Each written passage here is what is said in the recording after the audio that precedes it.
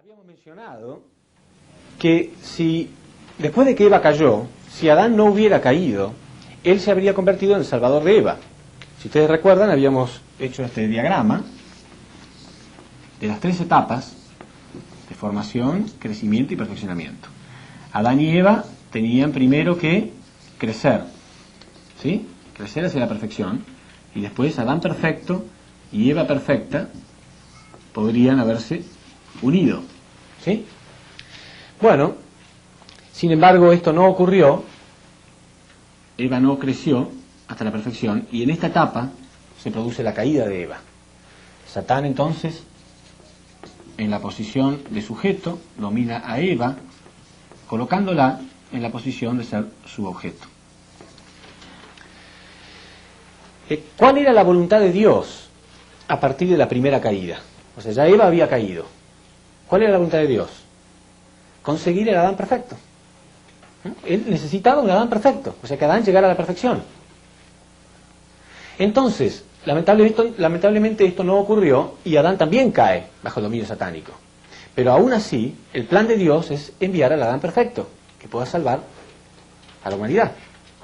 Si Adán hubiera llegado a la perfección, él sería el salvador de la humanidad. Claro, la humanidad era Eva nada más en ese momento, pero él podría salvar a la humanidad. Entonces Dios quiere enviar acá al Salvador. El Salvador. Quiere decir que, ¿qué fórmula debe aplicar Dios para lograr salvar a Eva? Bueno, primero necesita una persona que llegue a la perfección. Este es Adán. ¿Qué tendría que haber hecho Adán para llegar a la perfección? Tendría que haber tenido fe en el mandamiento. ¿Sí? Aun cuando viniera Lucifer, aun cuando viniera Eva, o aun cuando viniera quien fuere que le diga no hay problema en comer del fruto, Adán tendría que haber tenido fe y no comer del fruto. Si él hubiera tenido fe en el mandamiento, él podría haber llegado a la perfección. ¿Se entiende bien? Pero si ustedes piensan, podemos decir que Adán y Eva tuvieron fe en el mandamiento. Parece una contradicción, pero piensen un poco. Ellos lograron crecer hasta este punto. Algo de fe tuvieron. Durante un periodo, ellos creyeron en el mandamiento. ¿Es suficiente con creer y practicar la voluntad de Dios y los principios de Dios durante un tiempito nada más y después abandonarlos de nuevo? Es igual que nada. Ellos deberían haber creído en el principio, como lo hicieron, pero hasta el final. Quiere decir que se necesita todo el periodo de crecimiento. Adán tuvo fe en el mandamiento, pero hasta acá nada más. Eva también, hasta acá. Después lo abandonaron. Entonces, Adán tendría que haber tenido fe en el mandamiento durante todo el periodo de crecimiento.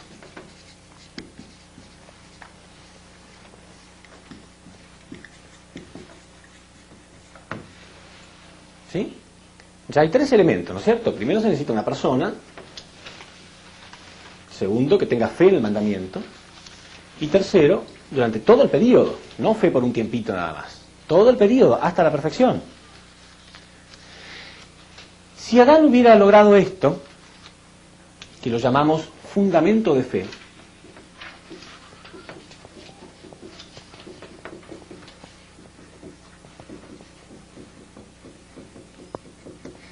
esto lo llamamos fundamento de fe.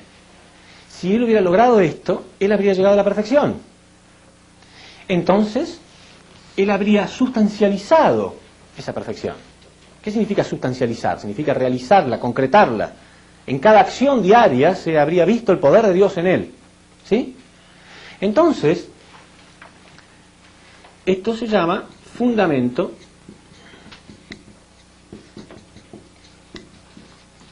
de sustancia. Esto que voy a explicar ahora. Fundamento de sustancia.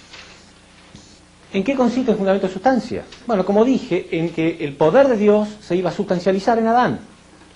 Es decir, Dios y Adán habrían llegado a ser como un solo ser, en perfecta armonía. Y Adán habría tenido el fundamento de decir: el que me ve a mí ve a Dios. ¿Y Lucifer? ¿Podía Lucifer destruir esta unidad? No, nada en el universo podía destruir esa unidad. Porque la acción de dar y recibir entre sujeto y objeto es la más fuerte del mundo, la más fuerte del universo, porque el sujeto más grande es Dios y porque el objeto más grande es un hombre perfecto. No hay sujeto y objeto más poderoso que este. Por lo tanto, esta acción de dar y recibir es la más poderosa del universo. No hay ninguna fuerza, ninguna, que pueda destruir esto, ninguna. Se puede tomar a este hombre, torturarlo, crucificarlo, golpearlo, él nunca va a cambiar su unidad con Dios. Entonces, Lucifer ni lo habría intentado siquiera. Naturalmente, Lucifer, en vez de pretender recibir el amor de Dios en forma directa, como él pretendía, él reconocería a Adán como su Dios. Adán es su Dios, porque Adán es uno con Dios. El que me ve a mí ve a Dios, podría haber dicho Adán. ¿Se entiende? Bueno, ¿ocurrió esto? No, Adán nunca hizo esto, nunca hizo el fundamento de fe. Él también perdió la fe en el mandamiento. Y al final, Satanás logró destruirlo y dominarlo. Entonces, ¿qué es lo que se necesita acá? Bueno, una vez que Adán perdió su posición, Dios quería enviar al segundo Adán. ¿Sí? Por eso, repito, la Biblia dice en la primera de Corintios 15:45 que Jesús estaba en la posición de segundo Adán. ¿Qué fundamento tendría, o qué fórmula, repito, qué fórmula utiliza Dios para enviar a este Adán perfecto, para restaurar la humanidad? La misma fórmula, un fundamento de fe, un fundamento de sustancia. ¿Qué significa esto? Que Dios va a necesitar, primero, una persona en la posición de Adán. Esto significa una figura central. Ya vamos a ver que durante la historia Dios elige a un personaje en la posición simbólica de Adán. Está simbolizando a Adán. ¿Sí? Necesita una figura central. Segundo, Dios necesita simbólicamente que esta figura central tenga fe en el mandamiento. Entonces Dios le va a pedir una ofrenda a esta persona. La ofrenda representa fe en el mandamiento. ¿Por qué la ofrenda representa fe en el mandamiento? ¿Por qué? Porque, ya lo vamos a ver en la historia, por ejemplo, la época de Noé. Noé estaba en la posición de figura central, y Dios le pide que construya un arca. Ya lo vamos a explicar mejor después. Noé no sabía por qué. Porque Dios le pide que construya un arca en un monte donde no hay agua, no hay ríos, era muy raro. Pero él tenía que hacerlo igual. Esto significa que cuando uno hace la ofrenda, a veces no entiende muy bien por qué Dios se la está pidiendo. No importa. Es el ejemplo que di en la primera conferencia cuando dije, a veces el padre dice, no ponga los dedos en la electricidad. No hace falta que el padre le explique la teoría eléctrica. Él tiene que confiar en su padre, no hacerlo, obedecer, después va a entender por qué. ¿Sí? Dios no tenía por qué explicarle a Adán y Eva por qué no quiero que tengan relaciones. No hagas nada más. Algún día vas a entender por qué. Entonces, la gente, las figuras centrales que Dios utilizó durante la historia, lo mismo. Dios le pedía una ofrenda. La persona tiene que tener fe y hacer la ofrenda, no preguntar por qué. Después va a entender por qué. Por eso representa fe en el mandamiento. Fe en la palabra de Dios significa. Hacer la ofrenda significa tener fe en la palabra de Dios. Pues a veces Dios nos pide ciertas cosas en nuestra vida que no tenemos que preguntar por qué o si tiene lógica o no. Porque a lo mejor no tiene lógica humana. Porque Dios no está buscando lógica ni algo práctico. Pero sí está buscando un corazón dispuesto a tener fe en su palabra. Después va a entender por qué. ¿Se entiende? Entonces, una figura central, una ofrenda, y en tercer lugar, un periodo de tiempo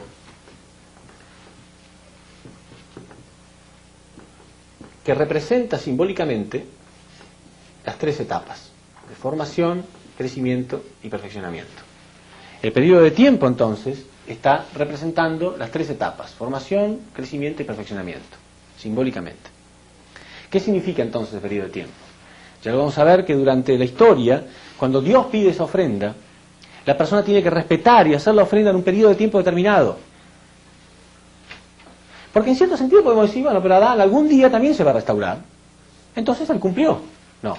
Tendría que haber cumplido sin lastimar a Dios en el momento que Dios le está pidiendo eso. No subir un poquito, caer de nuevo, después vuelve a subir. Hay gente que practica un poquito de religión, después abandona, peca, después quiere volver de nuevo. Después... Eso no es el modo correcto. Satanás no permite eso, él domina a esa persona. Entonces, cuando Dios nos pide la ofrenda determinada, tiene que ser realizada en el periodo correcto de tiempo.